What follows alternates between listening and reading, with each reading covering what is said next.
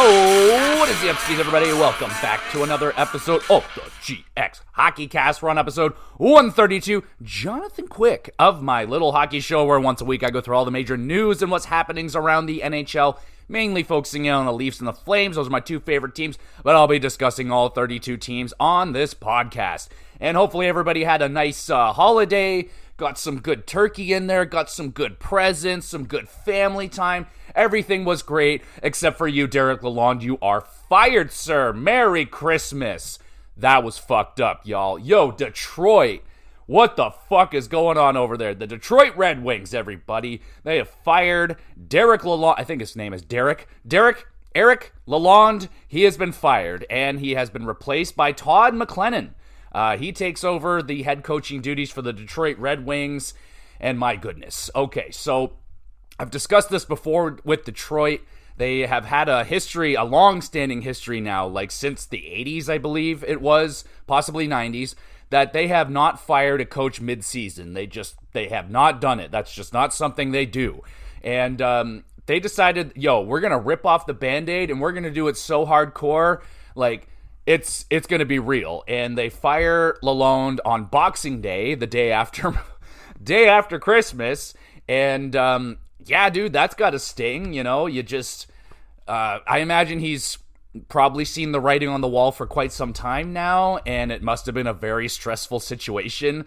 And can you imagine, dude, like, just knowing that you're going to get fired? Like, how are you supposed to enjoy the holidays when that's going on? Your team is abysmal, and, like, you're the one that's on the chopping block first. So that must have been a really rough holiday. Hopefully it didn't ruin it. That would be preferred, but feeling kind of bad for Lalonde right here, getting fired the day after Christmas. And yeah, you think maybe they could have pulled that trigger a little bit earlier, or at this point it really does kind of seem like the season is gone for Detroit.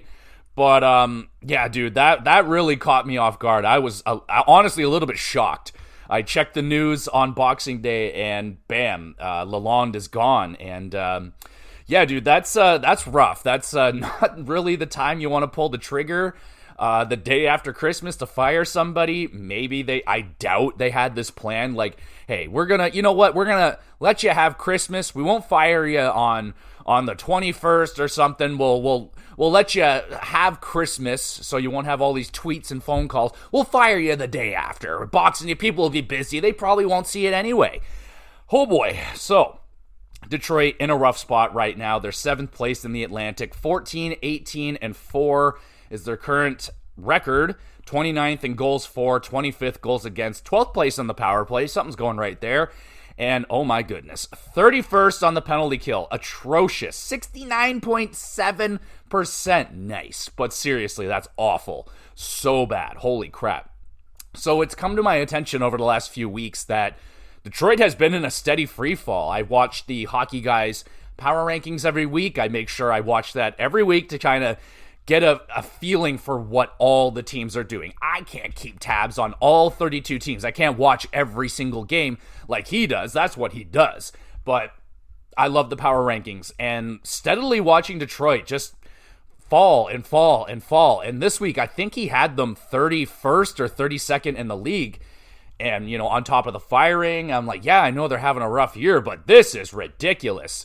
So this is bad. This is Detroit taking a step backwards, where they've kind of, I would say, consistently been taking baby steps forward. A little move here, little move there, a little bit higher in the rankings, but still no playoffs. And yeah, so the Yzer plan, this is the first time that it's like really been, like, people have been talking about it, been calling for Steve's head, and he doesn't have it, it's not happening, it's not working here. And yeah, this year they've really taken a step back. And goaltending for me feels like it's a big thing for Detroit right now, and their blue line just isn't that strong. I looked at their team, I looked through all the teams before we got the season started, and I looked at Detroit's blue line, and I'm like, yuck, that's just not it. And then you look at the goaltending, like, yeah, Cam Talbot, like, he's a good goalie, but he's like 38, 39 years old. He's the oldest goalie in the league, I think. He's been dealing with injury problems, and he honestly hasn't played a good game in a month. I have him on my fantasy team, I know. So, I mean, you got Husso. He's been honestly a disaster ever since he's shown up from St. Louis, you got Alex Lyon, who's able to go on like little runs every now and again, but it's not enough from him. And I don't think it's all on the goaltending. I think their defense is rather weak. There's just not a lot there. The best thing they have is what looks to be a future pair in Moritz Seider and Simon Edvinsson. Edvinsson's been having a strong season, might be one of the few bright spots on the team. At least he's been playing well. He's been paired up with Moritz Seider, so that looks like a 1-2 wombo combo that could be good for Detroit's future, but not much else has been going good for Detroit. So let's take a look at their statistics. Okay, so they've had 4 different goalies in the net. They've even brought up Sebastian Casa to play a game. He's one of their goaltending prospects. I don't think they want to ruin him yet. He came in with an .857, so not great. The only goaltender on this team that has a save percentage above 900 is Cam Talbot with a .906.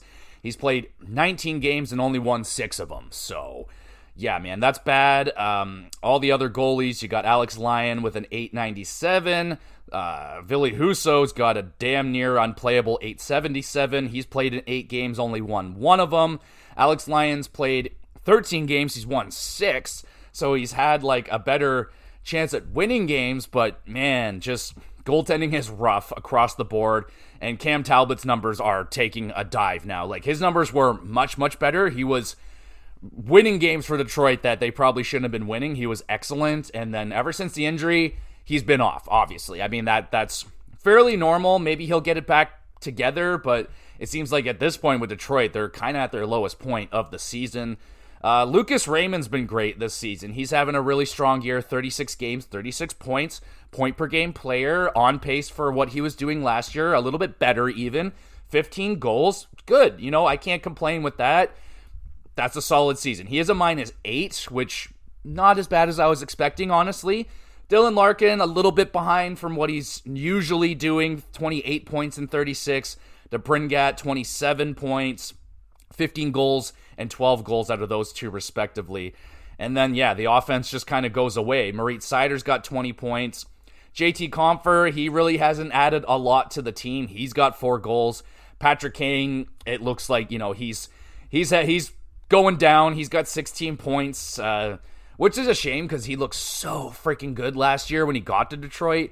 In that it was a smaller time period, but yeah, it looks like so far in a full season with Detroit, it's not going as good.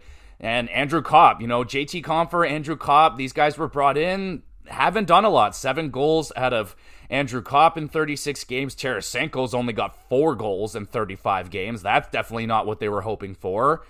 Yeah, man, there's just a lot of guys here that just haven't really been doing it. You look at their blue line, they got fucking Jeff Petrie, Eric Gustafsson, Ben Sherratt, Justin Hall, like Olli Mata, like that's just not a very good blue line behind Edvinsson and Moritz Seider. Like, those guys are, yeah, I mean, not to be rude or anything, it's just not a very strong blue line. The Justin Hall thing was just a massive, like, question mark. Like, what the fuck were you doing with that signing? Giving him that much money, and, like, yeah, he's been awful. He's been, like, a scratch. He's not been good, man. There's really no other bright spot aside from Edvinsson playing well with Moritz Seider, and, you know, fucking Lucas Raymond's been having a solid season, but outside of that, it's been a fucking disaster for Detroit, and it really sucks, man, because they're calling it, what are they calling it? The mid-Atlantic, or the apocalypse, the 4 horsemen of the mid-apocalypse is like, that's credit to Steve Dangle podcast. That was fucking phenomenal, but that's like Detroit, Ottawa, Buffalo, and some other fucking team that's always trying to get in there, but shit, dude, this is a huge step back for Detroit. Where the fuck do you go from here with Detroit? Now, this is as very speculative and as very much of a rumor as it can be. I just saw very briefly what appeared to be Elliot Friedman, but is probably not the real Elliot Friedman, said that he's hearing rumors of Elias Pettersson to Detroit. That's it. So that's a different thing. That's Vancouver. We can talk about Vancouver in a little bit, but we know there's fucking drama going on over there, especially, well, mainly between Pettersson and JT Miller, and discussions around, okay, well, which of those two are you going to trade, JT Miller or Pettersson? Pettersson doesn't have a no-move clause, so he can go anywhere. So he's the easier one to trade. He's younger. He's got a big contract on him, so I think he would be the easier of the two to trade. And if he goes to Detroit, oh my goodness, bam, that fixes a lot of problems. That's your first-line center. Boom, you slide DeBrincat down, which a lot of people have had that discussion with DeBrincat. Like, is he a bona fide top-line elite center? Or if he slotted into that second line, that would be deadly. Pettersson, DeBrincat, or Pettersson, was I calling him DeBrincat the whole time? My bad. What's his name? Dylan Larkin. God damn. So Pettersson, Larkin, 1-2 wombo combo. Damn, son, that would be nice. And you got the Swedish Lucas Raymond and Pettersson. I believe he's Swedish, but you get that.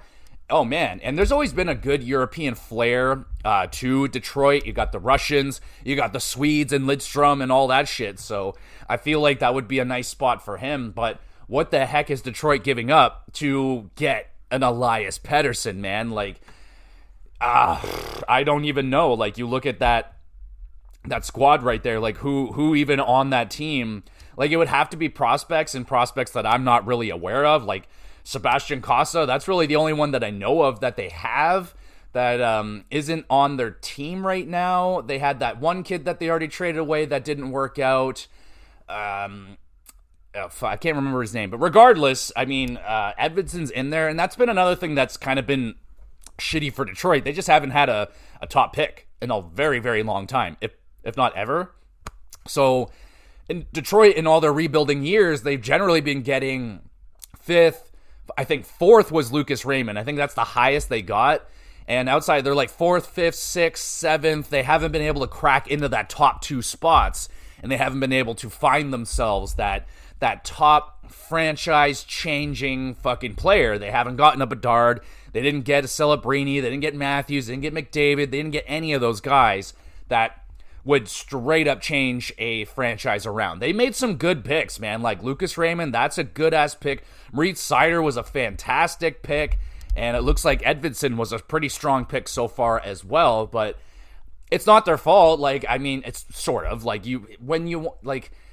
it's just the way that the league is, man. Like, if you bottom out, we're seeing that that's not necessarily the best strategy all the time, because it's going to take you a decade to possibly even, like, that's not even a guarantee. Maybe you get good, or you become the Buffalo Sabres and you just get in this fucking limbo of perpetual rebuilding where you never get out of it. It's just a nasty, nasty limbo that they get stuck in. And Detroit, I feel like Stevie was trying to not let them bottom out and stay competitive and try and put some pieces around that could help them be competitive, but I just don't think those pieces have been working well enough, like the JC Compers and the Cops and Petrie, and like their defensive decisions just haven't been it, and they haven't been able to find a goaltender that's been able to consistently get them good performances. Like Talbot, you just can't put all your eggs in that basket. He's a very old goaltender, and admittedly a little bit up and down. Like sometimes he's incredible, and then sometimes he just isn't. But yeah, dude, it sucks. Like I want Detroit to be good. I was a huge fan of Detroit, man. There was a year where I was persuaded by my first ever girlfriend to become a fan of the Detroit Red Wings. And I admittedly, ever since then, I have a sweet spot for Detroit. I like the team, especially back then when they were fucking Hall of Fame on ice. Like, they were just everybody. Datsuk, Lidstrom, freaking, oh my goodness, man. There's just way too many good players. So yeah, I was a fan. But I want to see him good, and right now this is just bottoms out. This is ugly for Detroit, and I don't know where they go from here. If there is a chance that they can get themselves a Pettersson, I hope that they're all in on that. Again, I don't see a lot of assets here. Like, just not seeing a whole ton of assets. Let's take a look at Cap. Oh my goodness, Cap Friendly's gone. I'll go take a look at the other one. All right, Puckpedia. That's the website that we're looking for. So in terms of draft picks, they don't really have anything extra. They got an extra third. They don't have a fourth, and they have an extra seventh. So they don't have any extra big things. They don't have an extra first rounder or second rounder in any of the next 3 years. Okay, well, so in terms of cap, they don't have as much cap as you would think. They have around $3 million right now, or that says projected. Current cap space says $5 million. $5.3 million. That might be some... Anyway, doesn't matter. So they have a little bit to play with, not a lot. And so we know Dylan Larkin, he's locked in. You got Lucas Raymond locked in. Those are both fine contracts. 8.7 for Dylan Larkin, I'm fine with. Could they trade a Dylan Larkin? Would you trade a Dylan Larkin for a Pettersson? And I imagine you would have to put in a plus on that, but that doesn't fix the problem. Like, Larkin isn't the problem. Like, you would like to add to Larkin. It would be great to have more center depth.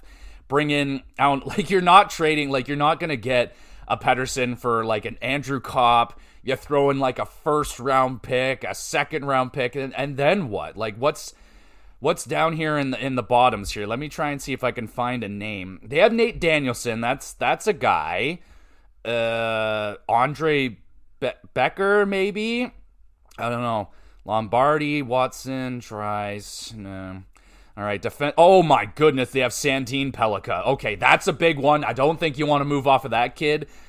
He's supposed to be very, very good, so you might not want to touch that one. Outside of that, man, I don't know. They got Nate Danielson and I think that one other kid, Andre Becker, maybe. I think he's supposed to be good. Outside of that, I don't see any names that really step out. And again, I don't think you would want to trade that Sandin Pellikka kid, because I hear nothing but incredible things about him. But you do have, like, Edvinsson, you have Seider, but again, your blue line is a problem. You want some guys coming up, but it's a younger blue line, like Seider and Edvinsson. They're young. They're going to get better, so you want to bring in some veteran defense, but I don't think Petrie and, like, Justin Hall are the answer to that. So I think they honestly, they need help everywhere. They need help in net. What do you do with the goaltending? Like, Cam Talbot, he's signed to next year, but, like, fuck, man. And then Ville Husso, he's off the books after next year, so maybe he can move. Possibly they could trade him somewhere. I don't know, man, but what the fuck would you trade to get, like, it would have to be Larkin, I think. I don't think Andrew Kopp, JT Compher's getting it done. Jeez. I don't know, man. Like, Dylan Larkin in a first or something. You trade that for Pettersson. Would that be, like, I don't think that's going to fix it, but that would definitely be cool. That would be a very big trade, and that would be very interesting. Regardless, Detroit fans, what the hell is going on, man? Are we in another dead things era for Detroit right now? Is it going to get worse?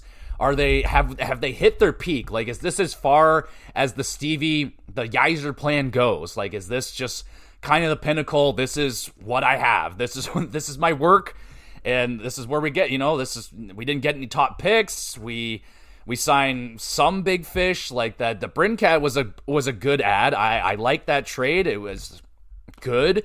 I mean, it started out better. Like, if only he kept, like, how hot he was at the start. I think it was last year or 2 years ago. Man, if he just kept that up, I don't even think he's really been. I don't think he's hit 30 goals, and he's like the best 30 goal scorer that's never scored 30 goals, I think. But DeBrincat was good.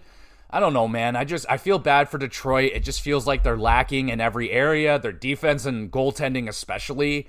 And their offense overall has just been underwhelming. Like, all those guys just are, it seems like almost across the board, everybody is underperforming with Detroit. And with the new coach, they got McLennan. He's a well-known coach. He's coached San Jose for a long time. I believe Edmonton. He's been around. So a veteran coach. We'll see what he can do, man. Like, it's rough right now for Detroit, and I don't know. I can't see it getting better this season. And I'll keep tabs on that Pettersson thing. Again, super rumors. I have no idea if that has any merit behind it, but it would be really cool, admittedly, if Detroit could get Elias Pettersson out of Vancouver. But what do you think that trade looks like? I think, honestly, it has to have Larkin in it. I don't know how they can't, unless it's someone else like the Brincat. You're not trading that guy. You just got him here. I just don't see a lot of value in any of their other forwards. Like Patrick Kane, he doesn't have the value anymore. So I don't know, man, but hoping at some point Detroit can turn it around. Well, kind of like the Ottawa Senators did. Let's talk about Ottawa, y'all. Ottawa Senators. They kind of turned it around a little bit here, haven't they? Now their heater has ended. They aren't on the big winning streak that they were anymore, and Allmark is now day-to-day or injured here a little bit. But Ottawa went on a streak right here of winning some games. They went 1, 2, 3, 4, 5, 6 games in a row. There was 2 shutouts in there. Outstanding goaltending from Ullmark. They beat the Ducks. They shut out Carolina. That's impressive. They beat the Pens, who are kind of heating up themselves. They shut out Seattle. They beat Calgary. They beat Vancouver. And then they couldn't beat Edmonton or Winnipeg. And then they're back in the win column against Minnesota. So hey now, watch yourselves, everybody. The Ottawa Senators are trying to do something. So their goals for, 16th. Goals against is 10th in the league right now. And that is Ullmark, baby. Is he in contention for a Hart? If Ottawa makes it into the playoffs and Ullmark continues this play, I think absolutely he'll be in the Hart conversation. We'll talk about that in a little bit. Their power play is excellent, 8th in the league. Penalty kill needs some work. So, we're looking at Ottawa here. Stützle, having a fantastic season. Now that I haven't drafted him, he's playing great. Last year I drafted him, not so good. Now he's bounced back, he's doing great. Drake Batherson, bro. This guy is killing it this season. Point per game. Brady Tkachuk, point per game. Timmy Stützle, over a point per game. And then after that, it drops off a little bit, but Claude Giroux still getting it done. You would like a little bit more out of Josh Norris, but he does have 14 goals in 36 games, only 8 assists. So if he can get that going a little bit, Jake Sanderson's been excellent. He is a -12, which is a little bit not ideal, but I mean, with Jake Sanderson taking on a bigger role, it's helped out Thomas Chabot, who's having a pretty solid season. Adam Gaudette, what the fuck? 13 goals? Wasn't that guy a Leaf for a hot second? Of course he was. And then, of course, now he's doing good. But you would want some more out of Shane Pinto. There are some guys here that you want some more from, like Pinto. Maybe not Nick. Ridley Gregg, I would like to see a little bit more out of him. But, dude, the top guns right now are playing well for Ottawa. And, of course, Linus Ullmark right now is rocking a .915 save percentage, 3 shutouts, and that's spectacular. 23 games played, 12-7-2 record. Not bad, not great, but getting better, man. Ullmark seems to be getting into form. It was a little bit of a rocky start. Again, that comes with the territory. When Ullmark has changed teams before, so it's something he's maybe will be able to get used to faster than other goaltenders or other players in general, but yeah, man, it takes a little bit to get used to, get familiar with your defense, see how they play, feel out the system, how the Ottawa Senators play hockey. And yeah, it looks like Ullmark is starting to get dialed in, y'all. And this is huge. This is huge for Ottawa. It's kind of been the missing ingredient that they've needed for a long, long time. They need a guy that can make saves, and it looks like Ullmark is making those saves right now. Now, we'll keep an eye on them after the 6-game winning streak. They went on a 2-game losing streak, back with a win. They got to keep that going. Keep the momentum going. Keep winning consistently. Don't go on losing streaks. Keep winning. If you're going to lose, come back with a win. Always. So that's what the Ottawa's got to do right now. In terms of standings, where the hell are they in the standings? It's still 5th in the Atlantic. The Atlantic is a little bit tight right now, honestly. We'll take a look at the standings here. Okay, fuck off, Boston. Stop lingering. Get the hell out of here. Go away, Boston. So Ottawa does have games in hand on the Bruins, but the Lightning have even more games in hand. They only played 34 games, Senators 36, and the Bruins have 38. So 44 points for the Bruins. Ottawa currently has 40 points. Look at the wild card situation. So, fuck, man, this is hardcore. Obviously, I want the Bruins out. Get rid of the Bruins. I don't want the Bruins in the playoffs. I would much rather the Senators. The Lightning are going to be hard to stop, man. That's a fucking good team. They're going to be surging at some point to down the line. They're going to get going again, and they're going to fly up the standings. So it's going to be tough, man, for Ottawa. They're also trying to fight off the Penguins. It's tough, man. It's very tight right now. I would love to see Ottawa's just got to keep it going, man. They got to keep it going. It's a tight race, and we'll see. It's at least exciting for Ottawa that they're in this battle right now. This is excellent. So, yeah, dude, I am rooting for the Senators over the Bruins 100%. 100%. So, you go, Ottawa. You keep it going. Keep Ullmark healthy. Keep that guy as healthy as possible. Do everything that you can to get that guy in the net as much as possible. And at this point, just make it for the playoffs. At that point, just make it in. If Ullmark is on fucking air tanks by that point, fine, so be it. We made the playoffs, y'all. That's the goal. So I'm rooting for Ottawa at this point. Very happy to see that they had a good win streak right there, because it looked like it was just going to be another year where the four horsemen of the mid-apocalypse just continue to be mid and not make it in the playoffs, and there you go. But hey, Ottawa is trying right now, so that is really cool for the Ottawa Senators. Keep it up, Ullmark. And speaking of keeping it up, the New York Rangers just keep on sucking ass, don't they? What the hell is going on over there? This is ridiculous at this point.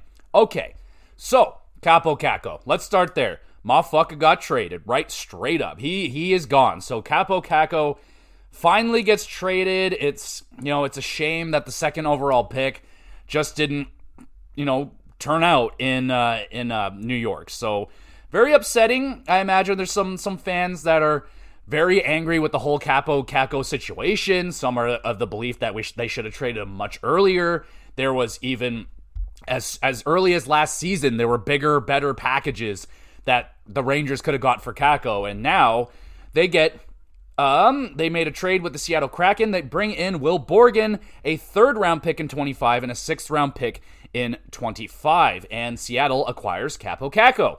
So Will Borgen, what's he all about? 28 years old, 6'3", right shot defenseman. Basically, they're a little bit of a Jacob Trouba replacement. So that's kind of what he's going for right there. And Kaapo Kakko, another young player brought into Seattle. They've done this before. He's still only 23 years old, which is crazy. It feels like he's been in the league forever. And that was an issue initially, is that even with Lafreniere, the Rangers brought both of those kids in immediately. And it seems like Lafreniere and Kakko probably would have benefited from another season in the minors, the juniors, wherever they were going to go, and just dominate. But with the Rangers, it seems like their rebuild escalated so fast, and they had players that were already in their top 6, and they struggled to get the guys like Kakko and Lafreniere into those top 6 roles and give them power play time and everything. Like Lafreniere, I still don't think that guy has had power play time. Like fucking crazy. And yeah, they didn't do a good job with Kakko. Straight up. They just didn't do a good job with him. He has become a decent two-way forward, but it's the offense. There's no offense with this player right now. Can the Kraken find it?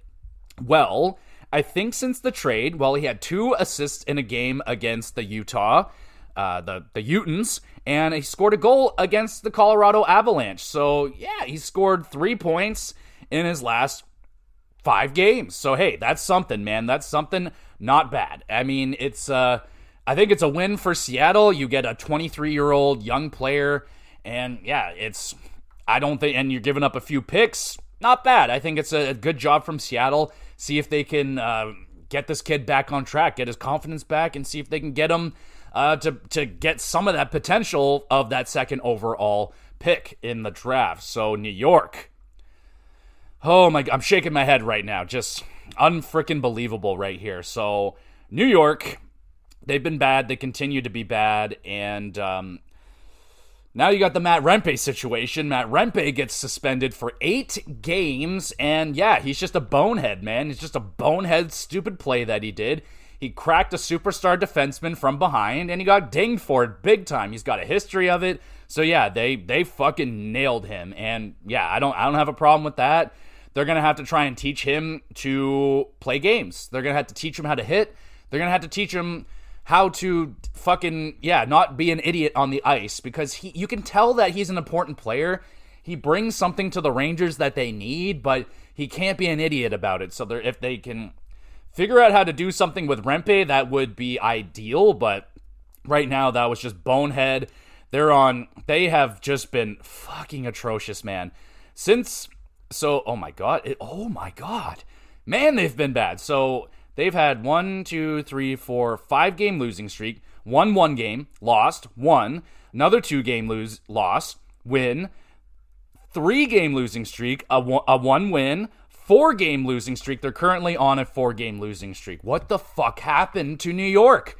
They've gone from contender to pretender in no time, man. Like, these guys coming into the season were like an easy, like, oh yeah, that's a contending team. Shesterkin, Panarin, Lafreniere, all that offense. Their defense is incredible, and look what's happened. Now, it seems like it's a pure culture thing. Like, the team has given up. The team straight up gave up on the GM. They gave up on that. That's what it looks like to me, man. Like, they're revolting against Drury, and rather Drury goes, or they start dropping off the guys like Zibanejad. You got to trade Kreider at this point. You've ruined him. You destroyed his whatever he is to the Rangers. Like, that's a shame. That's fucking a real shame, because Kreider is like the heart and soul of the New York Rangers. And to sit there and put out a memo like, yeah, we want this guy. If you want him, come take him. He's useless to us. We don't need this player. And then, dumping Trouba off the way that they did, that whole situation.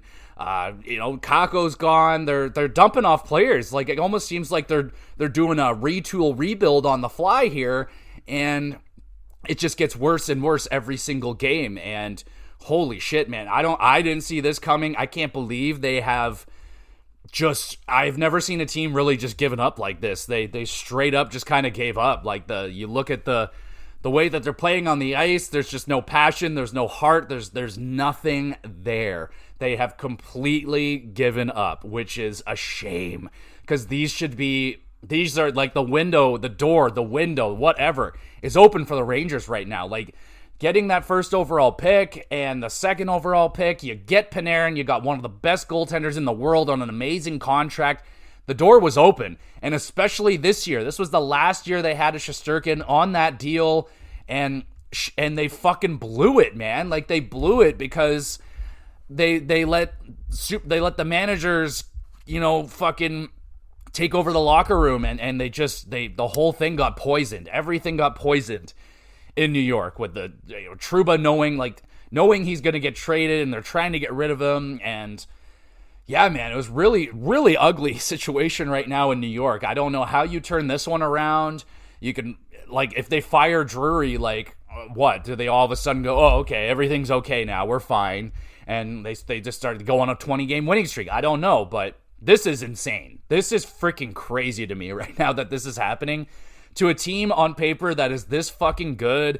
You got Adam Fox, and, like, Keandre Miller's just having an outrageously bad season. Like, how many more guys are going to get traded off this team right now? And why is Will Cooley still one of the leading scorers on this team? I can't believe this. And Shesterkin's numbers are starting to fall. He's at a 906. I mean, and this dude just got locked in for the biggest deal in goaltending history. So, oh my goodness. So, I mean, this is a fucking disaster. Adam Fox finally scored a goal. That's good. But he's been, in his, I guess, in Rangers fans' eyes, struggling. I mean, I would love to have a defenseman on my team with 28 points in 36 games. Regardless, everyone's underperforming. Trocheck, Mika Zibanejad's been fucking terrible. Like, he's the one I targeted as the guy to trade. I was like, I just don't like his passion towards the game. He's kind of I don't want to be rude. It's just like fucking, when I see that guy, when he gets in his slumps and things are going his way, he's invisible, and you don't need that. So, and Zibanejad right now, I'm minus 20 fucking 2. Like, Jesus. 21 points in 36 games, only 6 goals. Lafreniere's fallen off. Riley Smith hasn't been a great addition. Kakko's gone. Philip Hedl hasn't been doing much. Chris Kreider's invisible now. He's getting scratched. He's getting benched. Like, this dude's getting traded at some point. I mean, damn, dude, this has been rough. Just a real rough season for the fucking Rangers, man. Like, I don't even know what to say. I'm honestly baffled. Like, their penalty kill's good. They got a 5th place penalty kill. Everything else is falling down into the 20s now. 23rd offense, 20th goals against, 22nd power play, and they just keep losing, and they're losing in bunches. Like, 3 or 4 games in a row, and you come back with 1 win, 4 more losses. Like, oh my goodness, they might become a lottery team overnight, folks. This is ugly. This is really bad for New York. I don't know.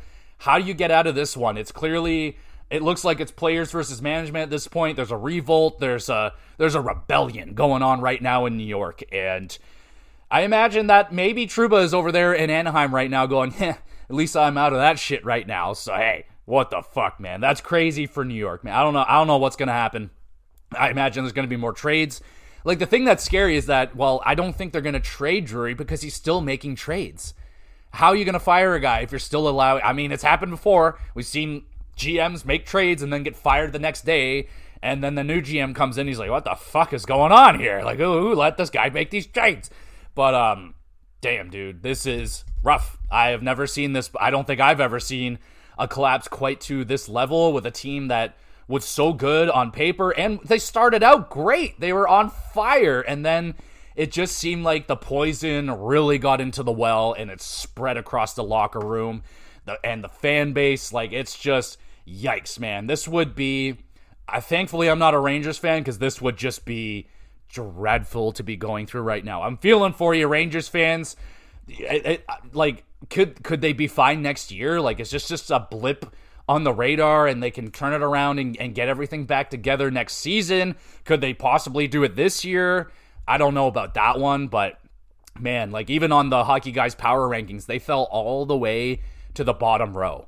And that's bad, man. Like, they were at the top and then they fell all the way down now to the bottom. And they're playing worse and worse every game, it seems like. So I don't know where it ends with New York. Are they going to make more trades? Are they going to fire somebody? Something's got to give, man, because every day I look and I'm like, they lost again. They lost again. Like, they just keep freaking losing. It's out of control. Speaking of out of control, the Toronto Maple Leafs. Not really, but they're a little bit out of control. That new third line was a fun time with Max Domi, McCann, and Nicky Bobby. They were on fire for a little bit, and maybe not so much now, but John Tavares is still on fire, man. He's on a great point streak right now. They're currently playing the Islanders as I record this, and I think they're winning. But 600 career assists for John Tavares. I think he had his 200th goal as a Toronto Maple Leaf, which is sick. So John Tavares continues to crush it this season, and I'm so happy for him, man. I've always been a John Tavares supporter, and I never understood the hate towards this guy when... I just don't get it. I just don't. He's an amazing player. And Matt Murray came in. He won his first NHL game in over 600 days. Was he good in that game? No, not really. He wasn't very good, and he was pretty bad against Washington. But hey, man, it's cool. It's a cool story. I feel so bad for Matt Murray, man. Like, at times, like, again, you are a millionaire and you're two-time Stanley Cup champion. I can't feel that bad for you, but at times I do. Because, like, it sucks that, you have such a good start, and it's just been tragedy ever since. But, yeah, at least he got a win. And speaking of tragedy, Austin Matthews is fucking hurt again, man. This is ridiculous now. So, there's something seriously wrong. There has to be, because he's missed, like, 15 games or some shit now. He's not playing today. And yeah, it's a lingering injury that continues to linger. And the conversation now is like, yo, they're not going to let him play in the Four Nations tournament, right? Like, there's no way. The way that, like, he's been apparently injured all year long. He's been dealing with something since, like, last season. And yeah, it's hurt him this year. He's clearly not been the Matthews that we're used to this year. He's missing the net. He's not scoring, like, sure goals that he normally would. And yeah, he just hasn't looked the same this season. And obviously he's dealing with something. What is it? We don't know. I'm speculating shoulder and wrist. Like, it's got to be, if they're saying it's a lingering, reoccurring injury, those are the ones that he's had in the past. So I imagine something's going on there. I would absolutely be pulling the plug on him playing in that tournament. That is not important right now, Austin. It's not even the Olympics. If it was the Olympics, I could be persuaded, but, like, it's just a best on best tournament. It's not worth it for you to get hurt here. And if you're still hurt, I would rather you take that time to fucking figure it out and get healthy, man, because you're not playing for the Four Nations. You play for the Toronto Maple Leafs, and your goal is to win a Stanley Cup with the Toronto Maple Leafs. And if you're already taking all this time off, there's no way I'd be letting him play in that tournament. I'd be shutting that down immediately, and I'd be letting him know now about this. Like, nope. Even if you're back, no. Take the break. Not happening, because it's going to be intense ass hockey. It's best on best. it's going to get wild. And I don't want him getting hurt. It's just not worth the risk. I don't care. So that's where I stand on that. How other people feel, you can feel that way. If you want him to play, go ahead. I don't want him to play. I want him as healthy as possible for the playoffs. I want him strong. And yeah, I don't need him playing extra games that he doesn't have to play. I'd rather him take the break.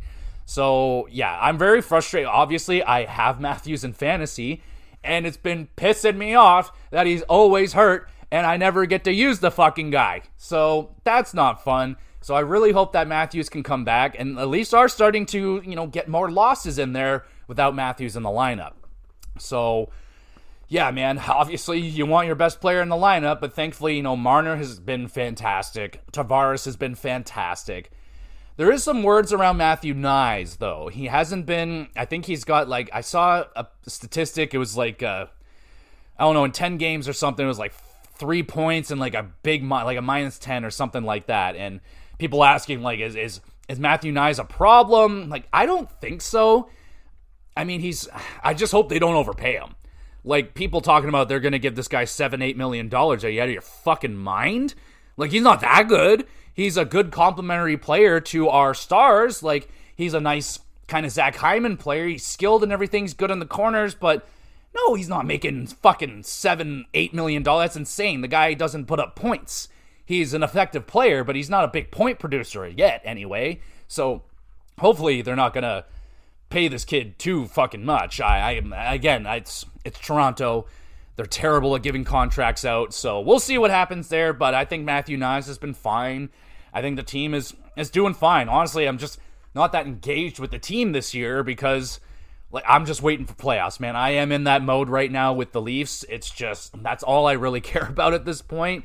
I know this team is good enough to make the playoffs. It's just, I am excited to see how this team will perform in the playoffs this time around because they are tougher. They're better defensively. They got great goaltending. And yes, Anthony Stolarz, the injury has been, rough. It's not been ideal having Matt Murray in there as your backup goaltender. And Wall's been good, not great, but he's been solid enough. So yeah, it'd be great to have Anthony Stolarz back sooner rather than later.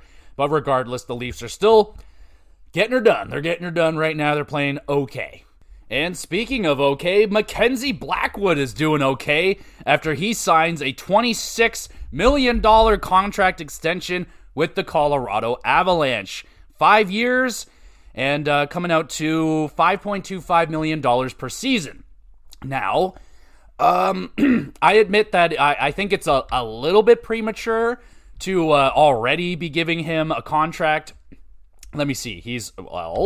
I guess he's already, you played 5 games? 940 save percentage? Holy shit.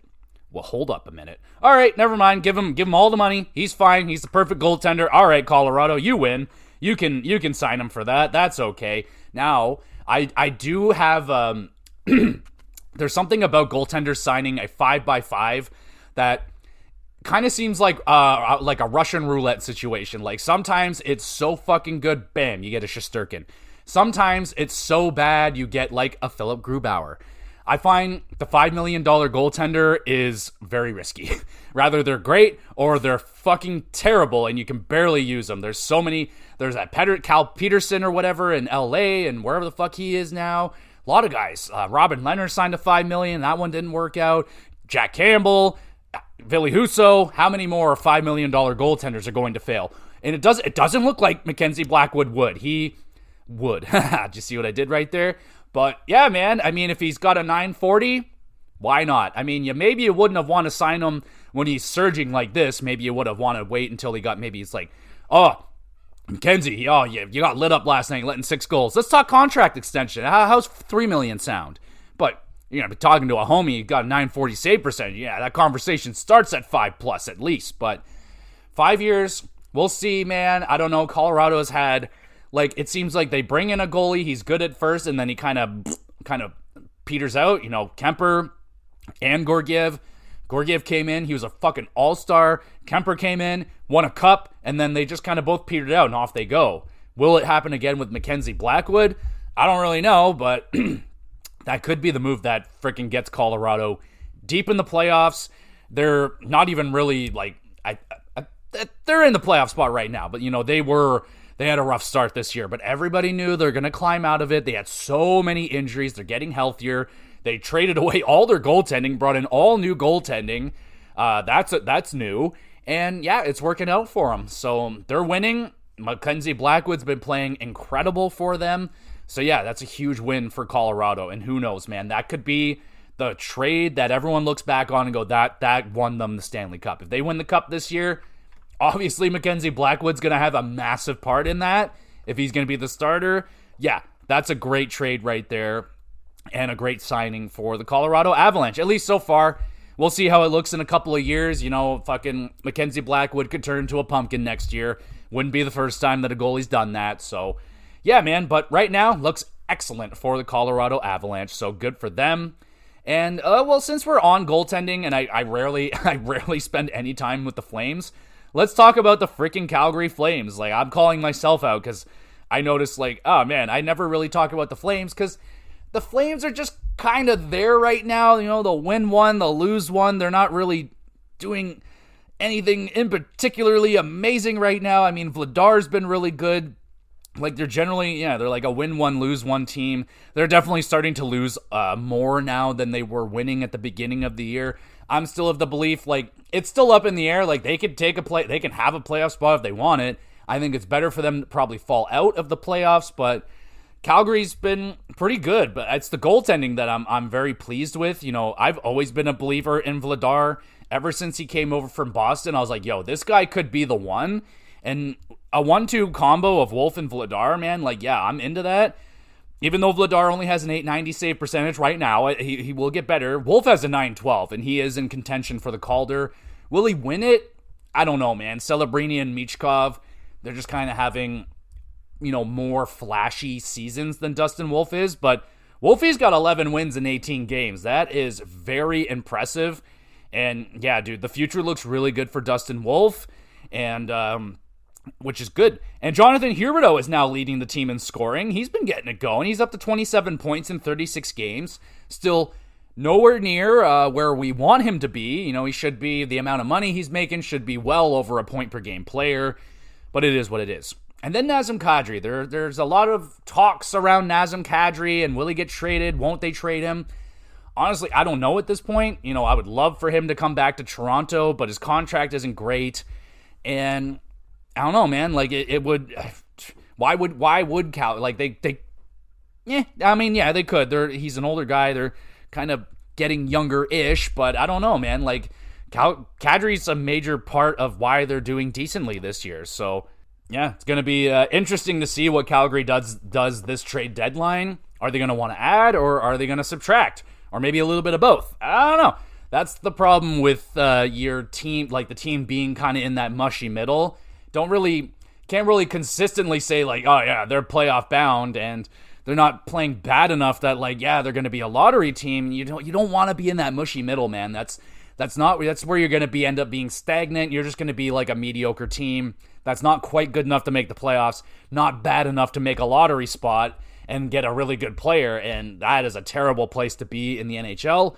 So I would like the Flames to really make a decision, but I understand the way that the team is playing is making it very difficult for them to decide, what the fuck are we going to do, man? They can't score. Their defense is decent enough. Their penalty kill is bad. Their power play is okay. It's their goals against. That's where they're strongest. Their goaltending and defense has been the best part of Calgary this year.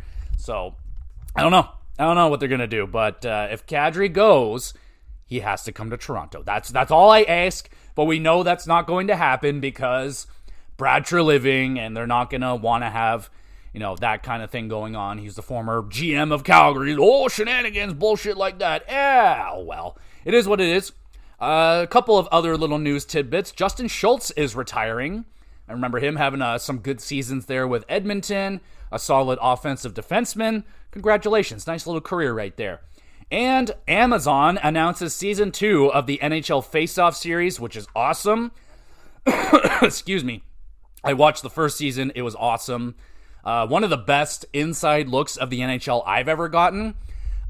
It was more of an inside look than the Leafs documentary.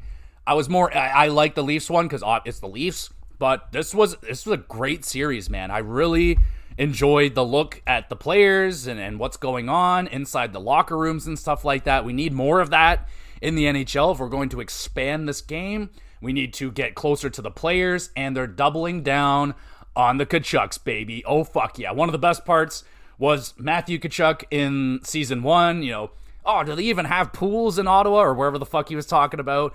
Fantastic. Great family. And now they're going to bring in Brady Tkachuk. He's going to get more involved in season 2, which means we're going to get a closer look at Ottawa, which is going to be awesome. So can't wait for the next season of Amazon. And yeah, everybody, I think that's all I got for today. I'm exhausted. So thank you, everybody, so much for listening. Hopefully you had a good holiday. I took a break myself from the HockeyCast. I was going to record the HockeyCast, but I'm like, it's Christmas. I can't record on Christmas. That's crazy. So I decided to take a week off. Apologies for that. It's just decided to do it right in that moment. I was like, all right, it is Christmas. I will take a day to myself. And I did, and it was pretty cool. In terms of World Juniors, I haven't been able to watch much of it because it's not really available to me here in Canada. They're not streaming it on Sportsnet or anything, so I haven't been able to watch a lot. Been watching the highlights. Canada losing to Latvia. Very disappointing, obviously. And I've been telling everybody at work how I feel about this World Juniors Canada team. It's not the best team that they could have built. They left a lot of players, leading scorers in leagues off the team, and look at that. Oh, they're struggling to score. What a surprise. And the Americans are dominating. They're scoring at will right now. The Finns look pretty good, I will say. I thought Finland looked pretty fucking good. Canada's goaltender, George, he looks really good. He's got 2 shutouts already in the tournament. He's been looking very strong. And I remember hearing before the tournament started, they didn't know if he was going to be the guy. They're like, we don't know if he's good enough yet. He's been fantastic in the tournament. So good for him. He's been a bright spot for the Canadians. Had my eye on Easton Cowan, Leafs prospect, and this kid looks legit. I can't wait to see what this guy can do in the NHL, man. I'm so excited. It looks like the Leafs might have actually found a legitimate gem in the draft right here, a kid that may be really fucking good here. So very excited to see what Easton Cowan could bring to the Toronto Maple Leafs once he gets here. But yeah, man, he's been on that top line. He's been looking really good. But right now, I think it's the Americans' tournament to lose. They look amazing. They're scoring so many goals. And I believe they're playing Canada rather today or tomorrow or something like that. So that's going to be a very big, important game. I'll try my best to keep my eyes on it. I've never really been, I love the tournament. I just never really get to watch them. I've never really been able to watch them. So I'd love to, but they're not available to me, which sucks. So I've just been watching highlights. Outside of that, yeah, just watching a little bit of hockey here and there. So thank you, everybody, so much for listening. Hopefully you had a good holiday and got a bunch of good presents and ate a whole bunch of food. And yeah, so thank you, everybody, so much for listening. We are on season 4 now of the show. I can't believe it. But make sure you go check out the Xyz Award Show. It's my yearly award show where I go through my year of 2024 and I go through all of my favorite games, giving out, I think it's 12 or 13 awards for the best of the best. So it's a great retrospective on my year. And if you need recommendations, that's the episode to listen to. I'll tell you all my favorite movies, my favorite TV shows, my favorite games. So it's a great episode to go listen to. Please go over there and check that one out. That would be awesome. Just like you are for listening to this podcast, make sure you review and like the podcast. Share it around with a few thousand of your friends and enemies. And we will be back with some GX Bloodcat.